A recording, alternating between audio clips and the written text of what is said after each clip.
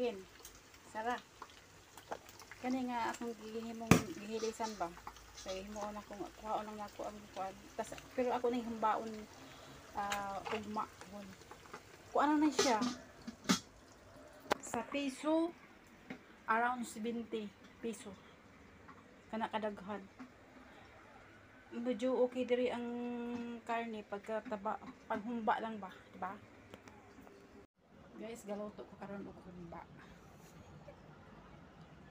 Long time ko na kasi hindi sobrang init to, pawis na pawis ako. So, ready na ba kayo? Tumingin manood ng aking nilulutong humba. Pero kunti lang yung kainin ko dito. Kunti lang ang akong kaunon kaya ang high blood. So, ready na ba kayo? Sobrang init ito guys. Ding ding ding ding. Oh, di ba? So yummy. Alam nyo ba na sa halagang 68 pesos na fat na pork, eh makakagawa na ako ng ganyan kadaming ulam na humba. Kasi ano eh, mayroon kasing bagong bukas na meat shop, tapos eh binubukod yung mga taba, kaya yan, pakain ko yun sa mga matakaw sa luto ng Bisaya. Sarap ba? Tapos kunti lang yung kakainin ko niyan.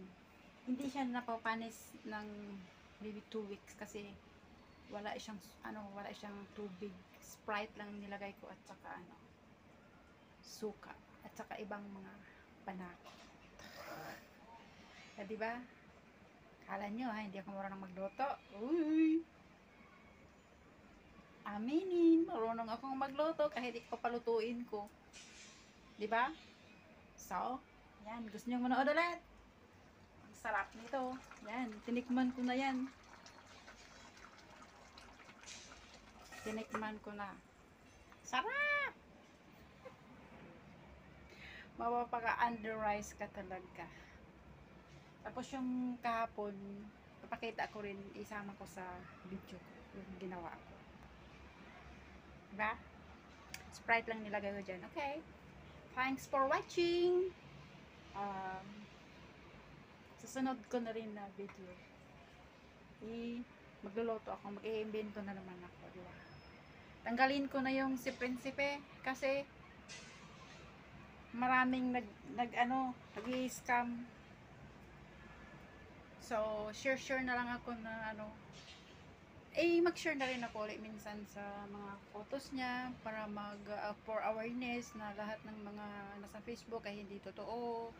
So, keep on watching sa lahat ng mga videos ko para din sa inyo. Share ko lang yung mga nagme-message sa akin kasi alam mo na, ganun lang. Okay? Have a nice day.